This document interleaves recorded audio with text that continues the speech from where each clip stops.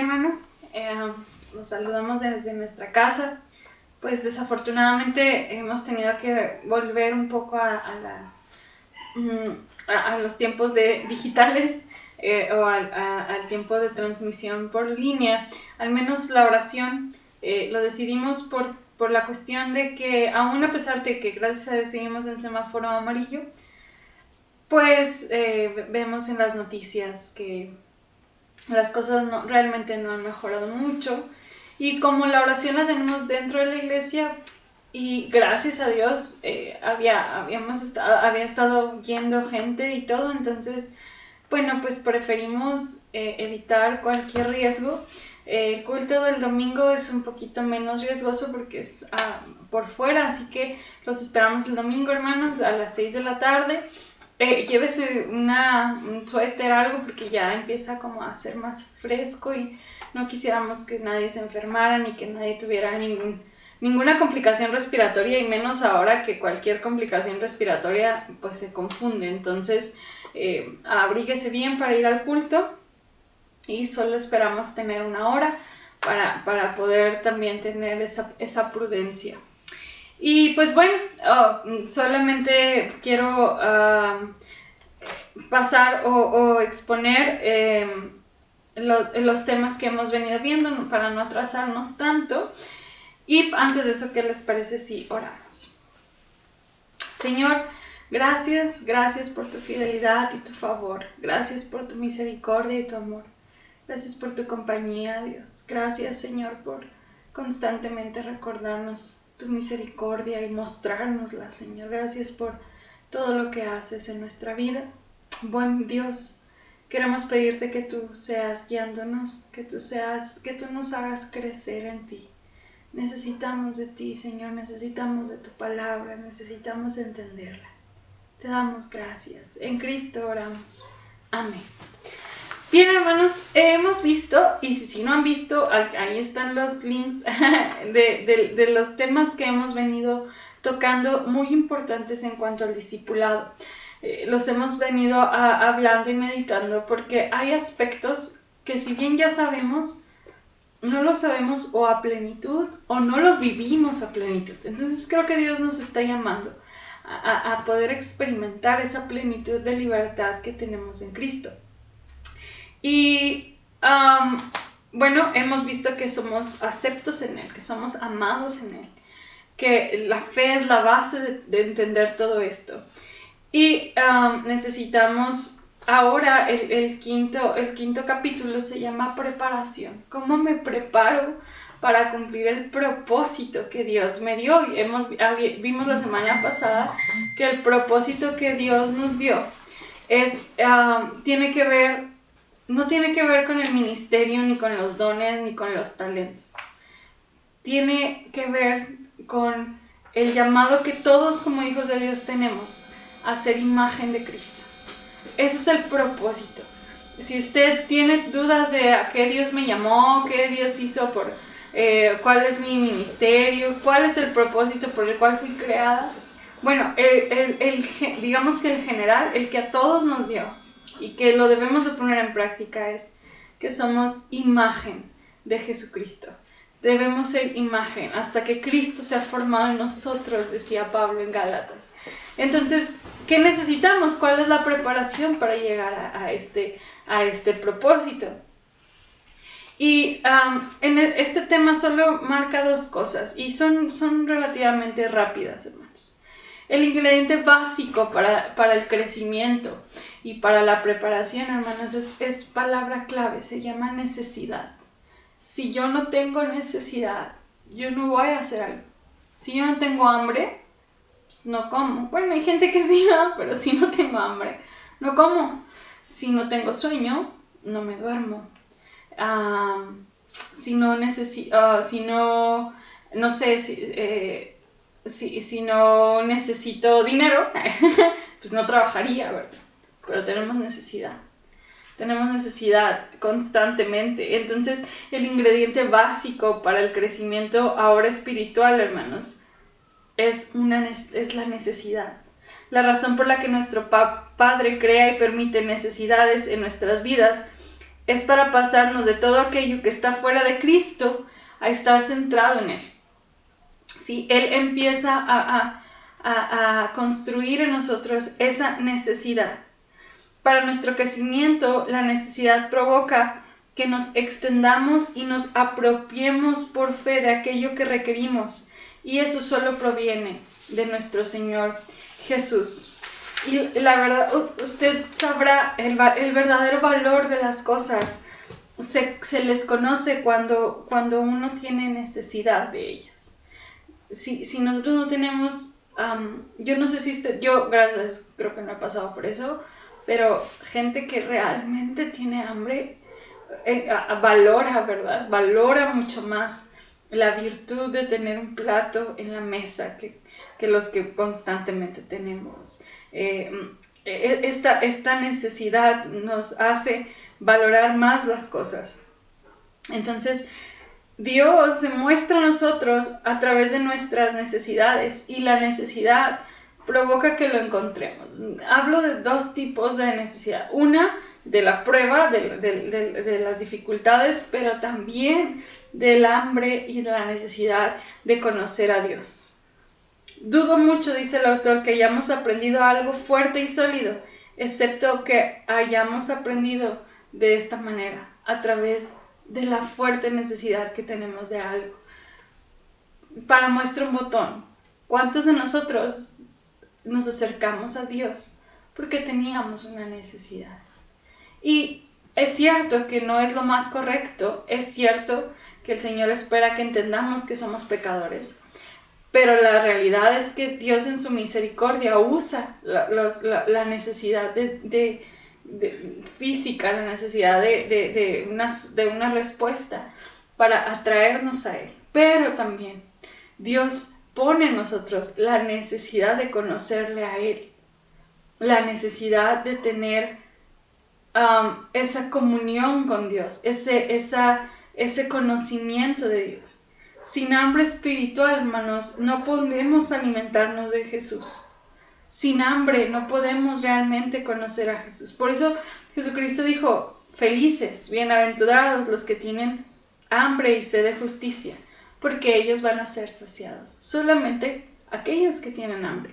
Y me llamaba mucho la atención lo que el autor decía, porque ellos, muchas veces nosotros queremos forzar a alguien a que conozca a Cristo cuando la persona no tiene una necesidad de Cristo, no tiene o al menos sí tiene una necesidad, no se ha dado cuenta de la necesidad que tiene de Jesús. No ha quebrado su orgullo, no ha quebrado su manera de vivir para darse cuenta. Y entonces las personas, decía el autor, ¿por qué a veces el discipulado, el evangelismo falla tanto? Porque a veces las verdades espirituales son forzadas sobre la persona para que sea salva, antes de que tenga conciencia la persona misma de que está perdida, antes de que tenga conciencia de que tiene una necesidad. Y entonces le queremos forzar y le queremos decir el pecado y esto y la justificación y Jesús y su sangre. Pero si ella no se da cuenta de la necesidad que tiene de todo eso, eso se vuelve realmente intrascendente. Entonces, hermanos, lo primero que tenemos que tener para conocer a Cristo es la necesidad de Cristo. Porque a veces las personas que amamos no se acercan a Dios. Si ya les hemos hablado, pues no se han dado cuenta de la necesidad de Dios. Y hermanos, creo que también nosotros como cristianos, como aquellos que luchamos para seguir en el camino, la pregunta es: ¿qué tan necesitados realmente sentimos o qué tanta hambre de Dios tenemos? Porque dice Watchman, y la primera cosa por la que Dios nos pone aquí es para crear hambre en nosotros. Tenemos hambre de Dios, tengo el anhelo de estar con Dios, llega la noche y llegan momentos en donde realmente hay un anhelo de estar con Dios. Y lamentablemente, hermanos, usted no puede hacer que la gente tenga hambre. solamente el Espíritu de Dios. A nosotros nos toca orar y esperar que la buena semilla sea plantada en una tierra con necesidad. Por lo tanto, hermanos, esta hambre, dice el autor, necesitamos entender que para que yo pueda prepararme o construirme o hacer algo, debe haber una destrucción para que haya una construcción. Digamos, es el punto 2.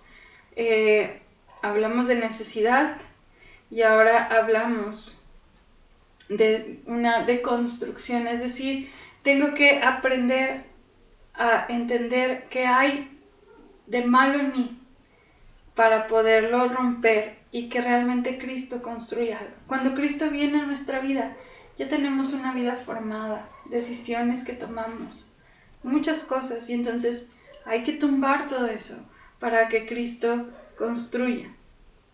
Dice Metcalfe, es más que consolador el reconocer que son aquellos que han bajado al centro de las profundidades del fracaso, a quienes Dios llama invariablemente para apacentar a otros.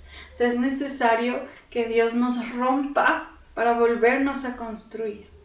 La preparación conlleva y duele un montón fracasos de construcciones, situaciones que nos hacen quebrarnos para poder parecernos más a Él y para que el alfarero nos moldee.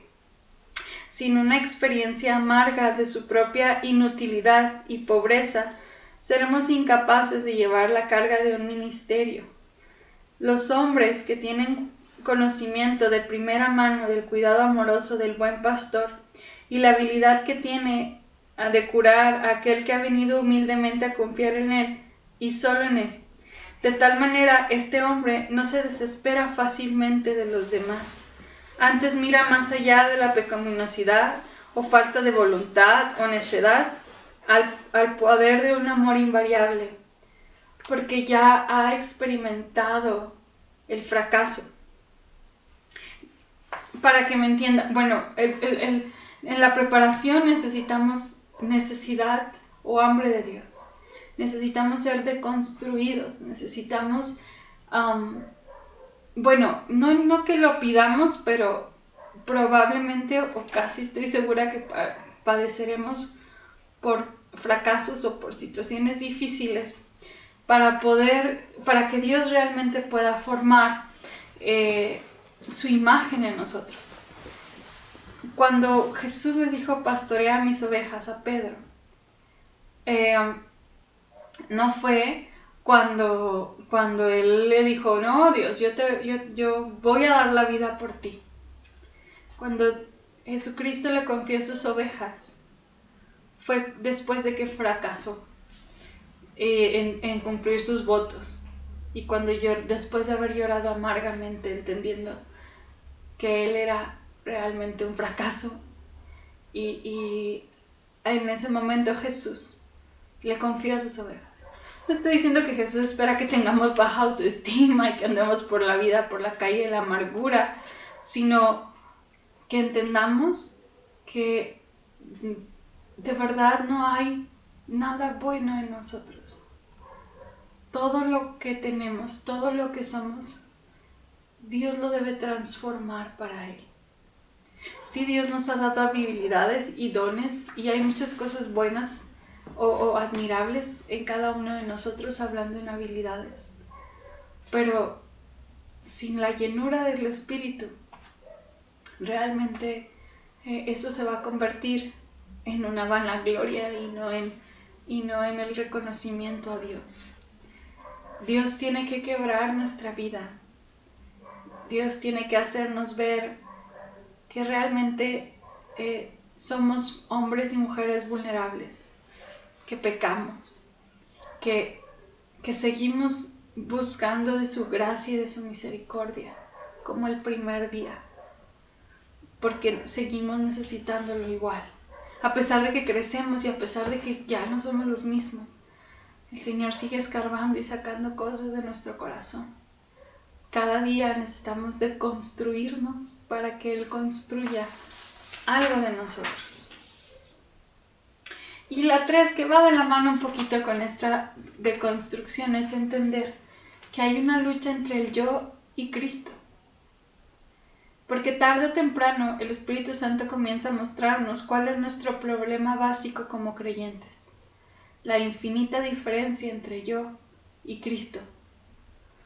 Mucha de la preparación en nuestras vidas consiste en establecer esta lucha, que veamos nuestro yo tal como es, y luego intentemos librarnos de su poder e influencia perversos, porque no hay esperanza de una permanencia en Jesús mientras estemos bajo el dominio de una vida egocéntrica, en la cual, dice Romanos 7:18, no mora el bien. El yo, hermanos, siempre va a estar en contra de lo que Jesús nos pide. Les decía a unos hermanos en clase de ética teológica que estoy dando por internet, que toda la lista que Cristo hace, ¿no? del estilo de vida del reino, ¿no? de amar a tu prójimo, amar a tu enemigo, de perdonar, de no ver a alguien y desearlo o desearla, de ser prudente en el ayuno, en la oración, en el dar. Toda esa parte del Sermón del Monte es imposible vivirla si realmente Cristo no vive en nosotros, si el Espíritu Santo no mora, porque va muy en contra de todo lo que dice la sociedad y él va muy en contra de todo lo que yo diría, y entonces por eso es solamente a través de Cristo. Es después de que hemos sido sometidos, refinados y disciplinados, cuando el amor al yo y al mundo se ha ido.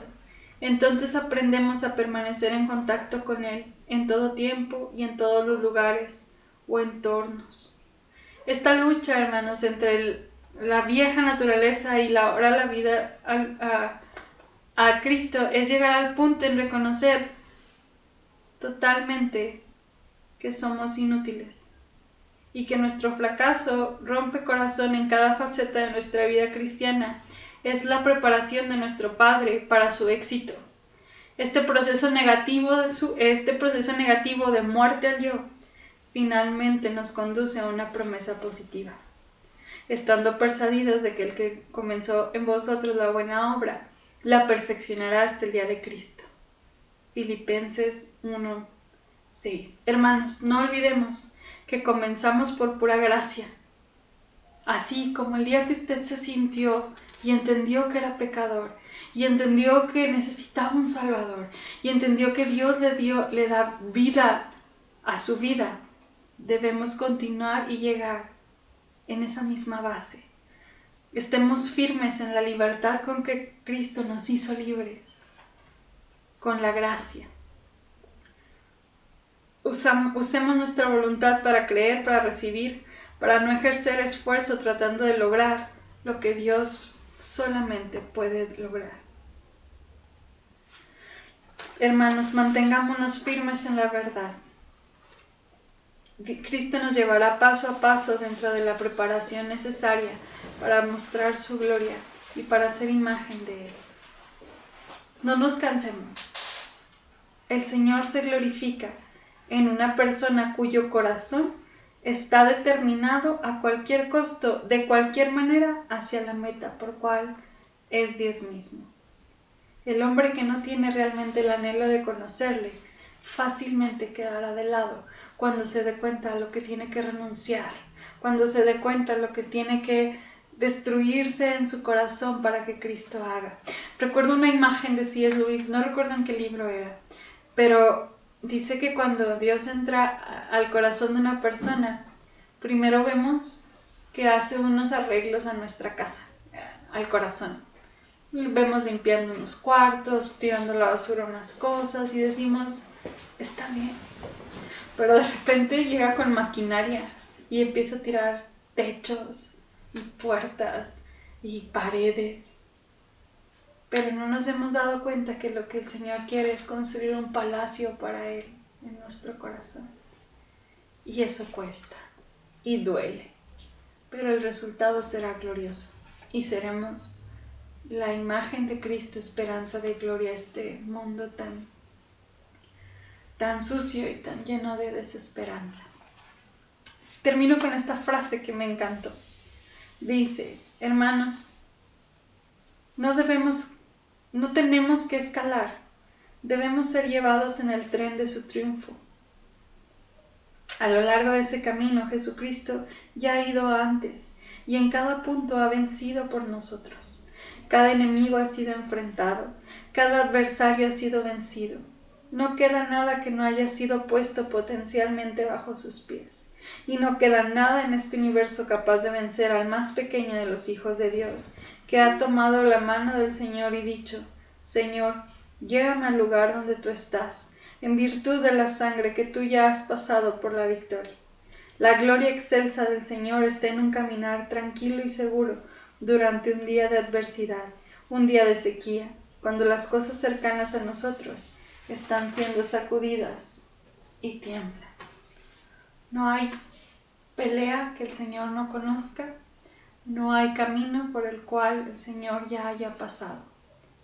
El Señor sabe lo que estamos pasando y sabe que es para cumplir su propósito, que es que Cristo sea reflejado en cada uno de nosotros.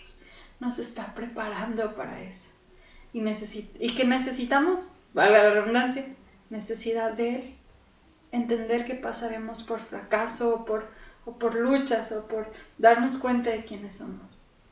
Y también enfrentar el yo y a Cristo y darle a Cristo el lugar que corresponde en nuestra vida.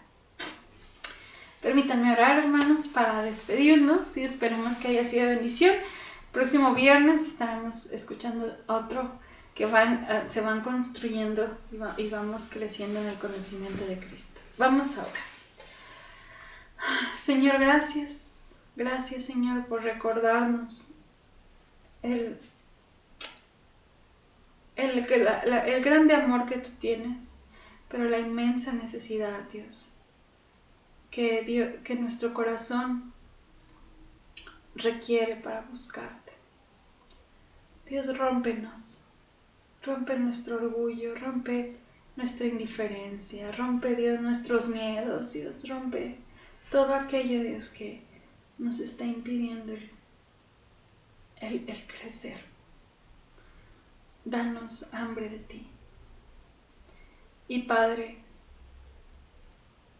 así como Pedro, el Señor, encontró propósito y reposo en un momento de mucho dolor, permítenos, Señor, experimentarte a ti en los momentos difíciles de nuestra vida. Señor, prepáranos, sigue formándonos a cada uno para reflejar tu imagen. Anhelamos ser luz y bendición para los que están alrededor de nosotros. Pido, Señor, que las necesidades de mis hermanos sean